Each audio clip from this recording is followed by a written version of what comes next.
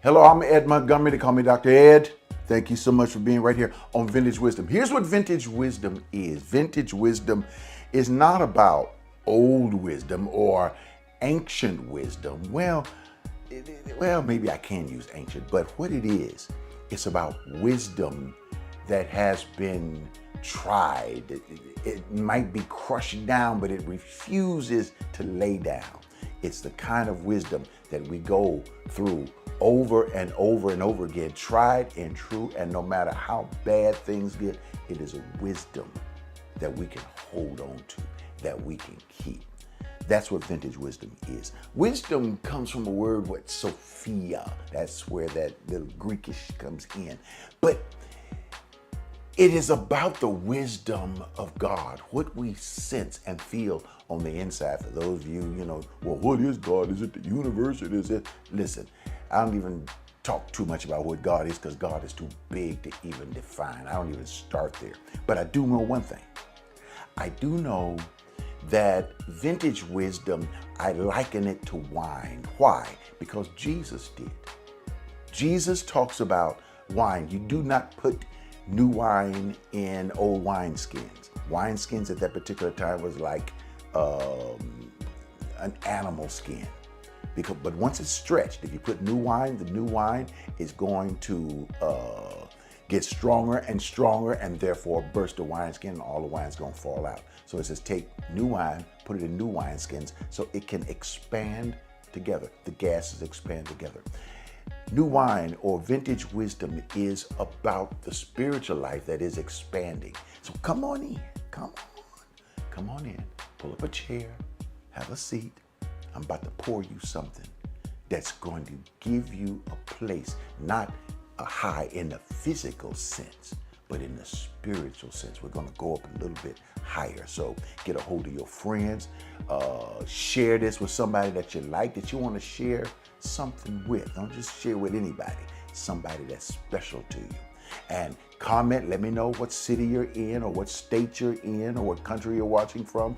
And of course, hit that like button. Don't forget to hit that like button. We need you to hit it. Okay, I'll talk about more about that like button later. Every now and then, there are things that just get up under my skin. And you can tell when I get passionate about it, because passion is about something that stirs inside of you. And anytime you talk about it, it just begins to just boom, explodes out of you. And there's something that I'm passionate about, something that I deal with. And here's what it is. I have people that I talk to on the streets if I'm walking in a mall, try to stay out of all those crowded places. But no matter where I'm at, if I'm going into a restaurant or stopping to pick up something to eat or just talking to people, and I'll talk to them about life or what do you do, where you go, where you come from, where you're from. Are you from hot Texas, the way it has been over the last few months? Or they're from up north where it's much cooler now, feels real good up there, up north. And where I'm from, up in Cleveland, Ohio, been down here much longer than that. But I watch people and they'll ultimately go into what's happening in their lives. Hey, maybe the relationship is not good. They might be counting their pennies. Everybody counts their pennies, but they might be dealing with children, younger children or older children that they can't seem to get the issues across. Let's say, hey, you can't do that and make it out here in this world. You got to get yourself together. It could be a lot of things that they're dealing with. And then when you ask them, I said, well, what are you, a religious person? Are you a spiritual person? Because everybody's into that. I'm a spiritual person. I'm not religious. And they, get into that. They says, well, I don't really go to church, or every now and then some people say, oh, I go to church all the time. But you know what? I haven't been lately. It's just not speaking to me. It's not saying anything to me. It's not helped me in my life. I feel a little better, but it's just not helping me in my life. So I really don't give that much time to it. And that is really what gets to me. Look, I have spent my life helping people to try to understand or to realize that there's more to their life than just the physical or the natural, but there is a spiritual entity. And when you can get that spiritual entity working right, a lot of other things can work right. And I'm not just talking about, say the right prayers, bow your head in the right angle, or shout hallelujah a certain way, maybe the way black people do it, or the way other people do it, hallelujah, whatever it is. That's not what I'm talking about. Or the right kind of preaching, or the right kind of, I love the choir. Everybody loves a good choir. But you'd be surprised. Every day of our lives, there are people who are trying not just, I shouldn't say mislabel you, because they don't know who you are to mislabel you. They will label you. They will sum up in their minds who and what they think you are. It is one of the most dangerous things in the world, and you have to guard yourself. Actually, the ancient texts and scriptures say to guard your heart. Heart meaning spirit, the wind, the essence of who you are. You have to guard the essence of who you are, because if you don't, people will label you. This is one of the things that Jesus would deal with actually all of his life while he was on this planet. It was about, who are you? What are you? And Jesus would always make this statement. He called himself not really the Son of God. I know a lot of you say, well, he's the Son of God, is the only begotten Son. But Jesus didn't call himself that. Jesus called himself the Son of Man. And a lot of people don't even realize, theologians and all these people don't even realize what it is or what that means. But he never called himself the Son of God. I think he might have referred to something like that once, maybe twice in Matthew, Mark, Luke, or John. But he always dealt with himself and spoke of his relationship with his Father. Now, this is problematic itself, because whenever you're telling other people, I come from my Father, I speak what I heard my Father say, I see what my Father sees, and you're talking to a group of people out there that you're teaching, and you're talking about my Father, my Father, my Father. After a while, here's the conversation that actually came up. I think you can find this in Mark chapter 6. It's very interesting. Jesus was in a place preaching or teaching, and he mentioned about, they asked, where did all these mighty works come from? And the actual phrase works meant, where did this energy come from? Check this out now. Where did this kind of energy that he uses to heal? Jesus didn't merely heal by touching people. We did we do that, and that's what we call healing. According to what persuasion you come from. But Jesus would speak, he would teach, and during the process of the teaching, healing would come. I'm going to say that again. During the process of the teaching, healing would come. It's kind of like, the more you set the mind free, the more I understand the essence of me. The more you set the mind free, the more I understand the essence of me. What's happening is, me is already here. I'm already who I am. But it's covered up with so much junk and absolute crap that as long as it's covered up, I will always be searching for who I really am, or who me is. Is it all right for me to be me? Biology says you can't be you. Sexuality says you can't be you. All of these things will pop up at you and say you can't be you. Religion, oh God, religion is always telling us you can't be who you are. So what do people do?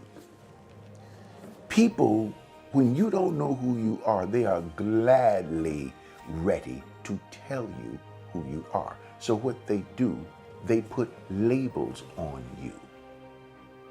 I'll give you one of the prime labels that's out there right now: black and white. Black skin, white skin. We call white people white, black people black. Why are black people black? Black people are only black because when they're compared to white, take white away, black people are not black. They're just people. What if everybody's white? If everybody's white, white people are not white. They're just people. Somebody created the label that said white skin is white, black skin is black. So we are to look at what, and then they turn around and define what is white. And they define that white is right or black stay back. This is how labels come about. And these labels are carried on from generation to generation. This was in scripture when they came up with this horrible, horrid piece of excuse to explain why black people are the color that they are. And they actually came up with this theological thing that the grandson of Noah was cursed by God, and that the color of the skin was the curse of God because something happened with Noah's son, and their children were cursed. There's some who even came up with another theology that had to do with Cain. And it said that after Cain had killed his brother Abel, then God marked Cain. Cain said, if they're going to kill me because I'm cursed of you. And it says, and God said, well, I'll put a mark on you so nobody will kill you. And they actually said that the mark of Cain is dark skin. Now, who came up with this? People of light skin. They began to form theologies out of their own philosophy of whiteness. That's where you get white supremacy. That's where it was born. It was born in the womb of religion. Listen, this is why I do what I do. Some people say, well, you could do other things. No, this is why I do what I do. Because I have seen how deep that demonic mind can go to keep people mentally, emotionally, and philosophically and ideologically down. So they can keep their thumb on them. And if they can keep their thumb on them, they can use them for their own will to make people richer, to make people have a higher standard of living, because you got to build your life on the backs of somebody. This is what religion was. This is what religion did. I know it. You know it. This is why so many people are turning from it. And now look at what's happening in Congress. You have one of the masters, I think his name is Mike Johnson. He's the Speaker of the House. Go to YouTube, listen to some of his philosophies, theologies. And the catch is, he really believes this evangelical junk that's being said. I think recently they were talking about dinosaurs were on Noah's Ark. Yeah, how idiotic. Dinosaurs on Noah's Ark. Dinosaurs were bigger than Noah's Ark. We know that the parameters of Noah's Ark is right there in the Bible. Can't put a dinosaur in Noah's Ark. But these are some of the things that are taught. And these are some of the things that taught the dark skin, the curse upon people of color. It's lasted for generations and for centuries. It was taught. It was taught for one reason, to put labels on certain people. And the more you say it over and over and over again, after a while, people stop refuting it and pushing back on it. And then what they'll say, sticks and stones will break my bones, but words can never hurt me. Let me tell you something about words. Words can hurt you if you don't use words to push back. In the beginning was the Word, John chapter 1, verse 1. Because, see, this is family to me, and so I don't always go on camera to say everything. But now he said something to me. What did he say? He said, if I have to go through transition, death, transition, and he talked about if a grain of wheat falls into the earth and dies, he said if it's just a seed by itself, it abides alone. He said, but if it dies, it brings forth much fruit. He says, if my death, my transition, brings about an understanding of my message, he said, I'm ready to go right now. Yes. Wow. And so I kind of, Bashar, no, Carlton. You know, I started that, and he said, Ed, no. If me going through this means that my message will be spoken across the pulpit and to other people, this is what I want. If it takes a casket to get my message out. This is what he told me. Then he put his hand out, high five, and I high fived him, and we held hands like that. I said, well, it's left to me. I'm going to tell the story. This is why I'm telling it now. Yes.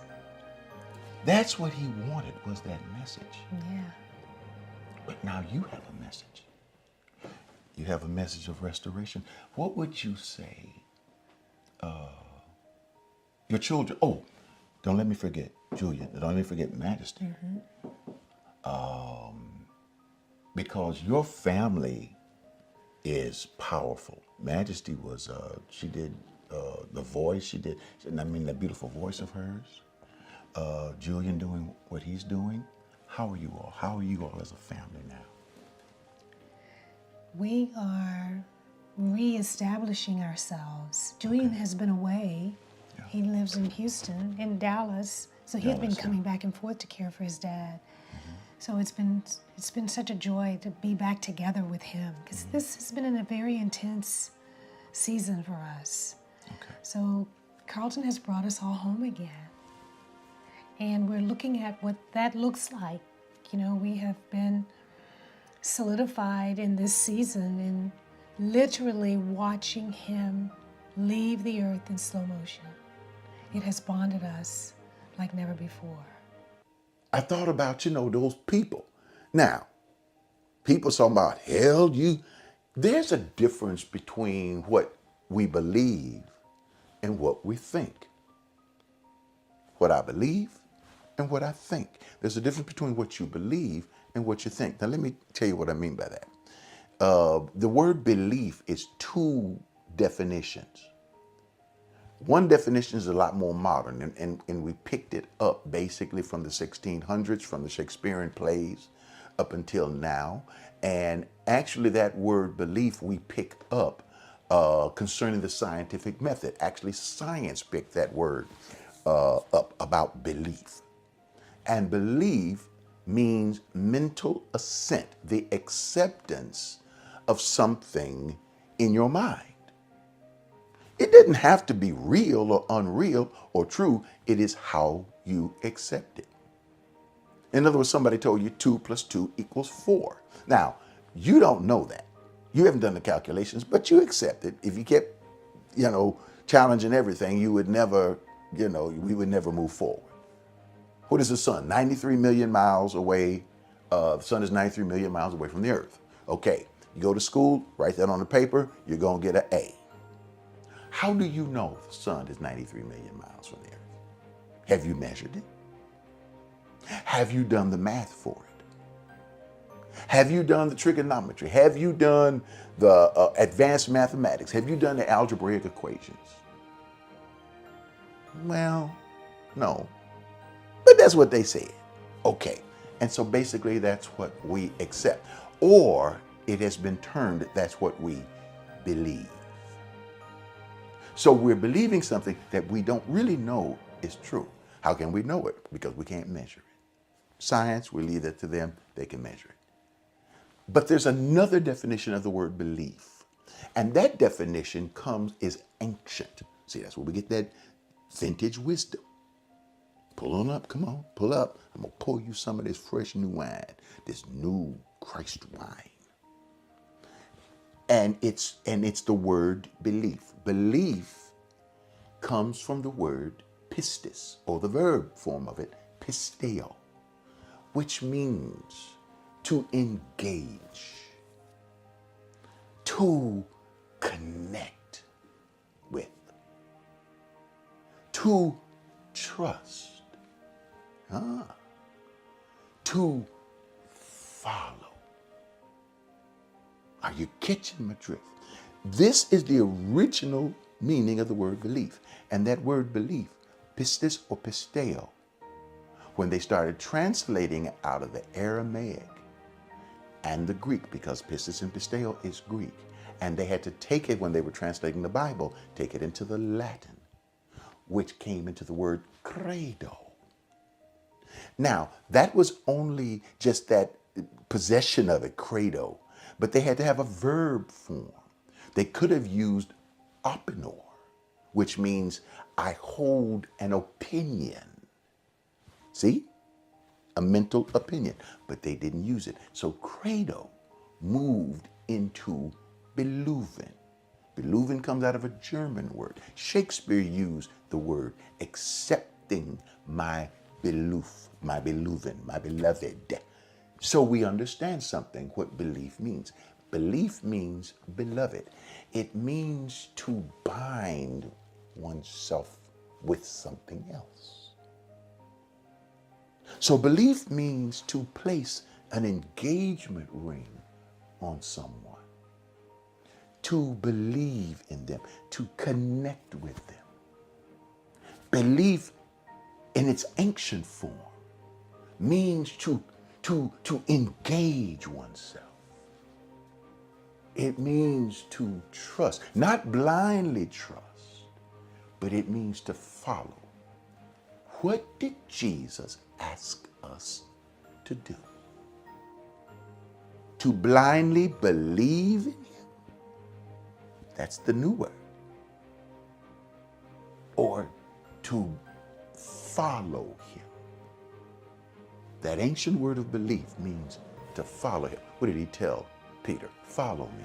What did he tell? And Peter said, I'm a sinner. I'm a whole rank sinner. I will cuss you out. That's what Peter did. He cussed people out.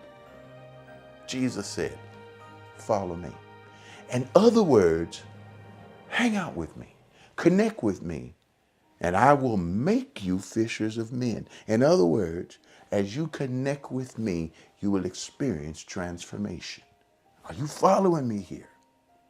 So, rather than to ask me what I believe, which I know people are dealing with that mental assent, I need to know what definition of belief you have, because real belief or real faith, and faith is the same word, pisteo.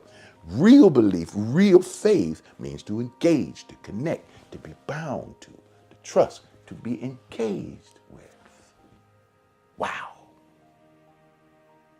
So when somebody says to me, do you believe in hell? I look around and I say, what are you asking me? Am I engaged with hell? Am I connecting to hell? Am I following hell? See, it doesn't quite that phrase don't compute with me. Now, evildoers going there. I believe there's some evil folk out there, just like my grandmama said, gonna bust hell wide open. I don't know where it is, but they gonna bust it open.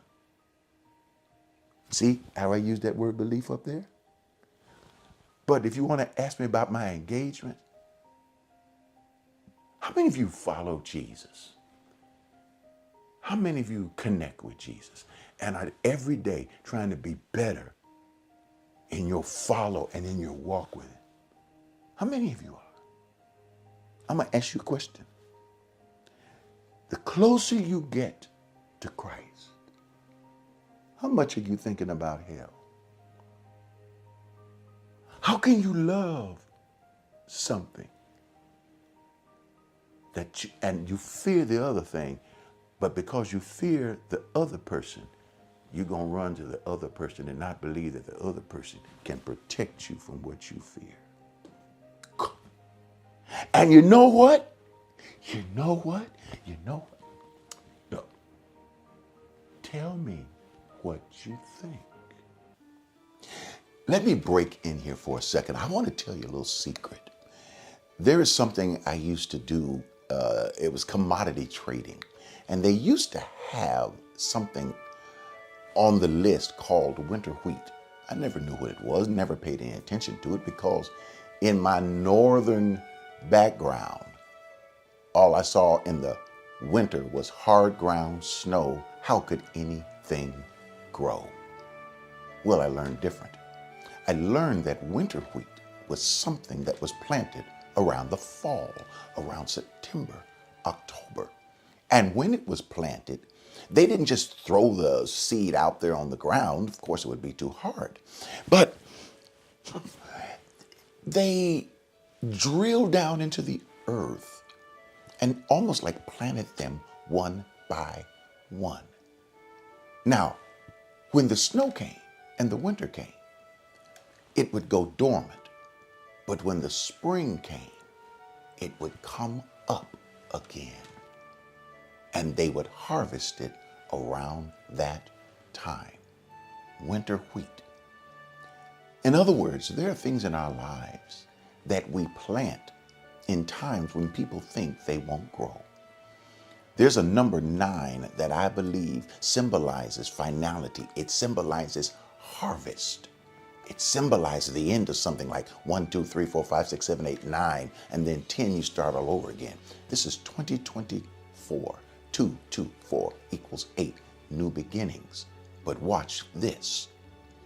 You can plant during the new beginnings, but you can't eat the harvest until later. When you plant something, it takes time. Sometimes it's dormant. Sometimes there's a winter. Sometimes you feel like everything is shut down, just like the earth is shut down in the winter. But you know what? Spring is coming. A different kind of growth is about to take place. So what you thought was not going to happen is going to happen. It's a seed that you plant in the earth. The seed and the need. The need is in the seed and the seed is in the need. So whatever it is that you need and whatever needs you see around you, plant it. It might be $9.90. It might be, for those of you who have it, and people have it, it might be $90.90, or it might be $99.90, whatever. Put a 9 in that offering. It might just be $9. Whatever it is, take the time. Plant it now. You can call the number. You can text to give. People love it. 713-742-2035. That's 713-742-2035. Or you can go to myalc.org. I love myalc.org. It's safe. It's secure. And you can hit that donate button, smash it, crash it, hit it. Let it be known that you're there. And you will see how to do it. Look, there are a lot of needs around in this world. There's going to be a lot of issues coming up. It's going to look like everything is lying dormant. But remember, if you put your seed in the ground, it's already coming up while you're not thinking about it. In the wintertime, it's not the heat from the sun outside that will grow this seed. Guess what? It's going to be the warmth of the sun inside that will make this seed come to life. It's going to be a warmth, like warm oil inside of you. Give, you'll feel it. and it will make a difference not only in the lives of others, but also in your life. All right? We love you. Stay blessed. Hey, don't forget to subscribe to my channel. Hit that subscribe button, smash it, crash it. Let us know you're there.